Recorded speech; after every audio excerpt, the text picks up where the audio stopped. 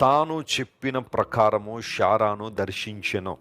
The lord visited అనే మాట అక్కడ మనం చూస్తాం. దేవుడు దర్శించువాడు. మనల్ని దర్శించే దేవుడు ఆయన, వదిలిపెట్టేలేదు. మనల్ని మర్చిపోయేవాడు కాదు ఆయన. మీ బాధలవి మీరు పడండి, మీ కష్టాలవి మీరు పడండి, మీకు నాకు సంబంధం లేదన్నట్టుగా దేవుడు ఉండేవాడు కాదు. తన ప్రజలను దర్శించడం అంటే దేవునికి చాలా ఇష్టం. తాను చెప్పిన ప్రకారం అబ్రహాము శారాల జీవితం అనేక మందికి స్ఫూర్తిదాయకమే. పాత నిబంధనలో ప్రస్తావించదగిన గొప్ప వ్యక్తుల్లో అబ్రహాము చాలా చాలా ప్రాముఖ్యమైన స్థానాన్ని అలంకరించాడు. అబ్రహాము యొక్క విశ్వాస యాత్రలో శారమ్మ కూడా పాలిభాగస్తురాలై ఉంది.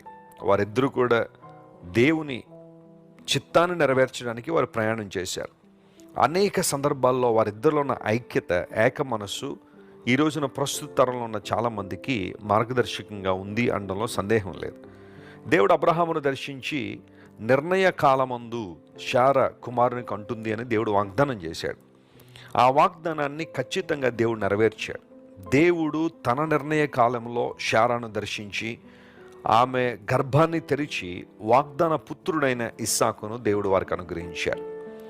ఈ మాట నాకు చాలా ఇష్టం. దేవుడు శారాను దర్శించాడు. ఈరోజు దేవుని దర్శనం కోసం, ఆయన తాకిడి కోసం, ఆయన మహిమా ప్రభావం కోసం నీవు కూడా ఎదురు చూస్తున్నావా? ప్రార్థన చేస్తున్నావా? దేవా, మునుపెన్నడూ లేని ఉజ్జీవం నాలోని తీసుకురండి ప్రభువా. మునుపెన్నడూ లేని ఆనందం నాకు ఇవ్వండి నాయన.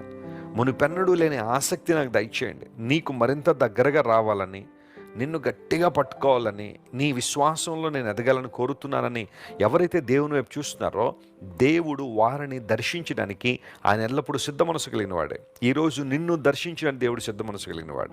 నిరాశలో ఉన్నావా? నిస్పృహలో ఉన్నావా? కలవరంలో బహుశా ఇబ్బంది పడుతున్నావా? ఆందోళన నేను బాగా బాధిస్తుందా? ఏం చేయాలో తెలియని పరిస్థితి, ఏం చేయాలన్నా మనసు రావట్లేదండి. మనసులో ఏదో సంఘర్షణ ఉంది. నా జీవితంలో ఎందుకు ఇలా అవుతుందో నాకు తెలియదు, దేవుడు నన్ను దర్శించాలని ఆశపడుతున్నాను అని కనుక నువ్వు కోరుకుంటే నీ దేవుడు నేను దర్శించడానికి ఆయన సిద్ధంగా ఉన్నాడు. ఒక అవసరతలోనో లేదా ఒక లోటులో ఉన్న అబ్రహాము శారాలను దేవుడు దర్శించి తన సంకల్పాన్ని వారి జీవితంలో దేవుడు నెరవేర్చాడు.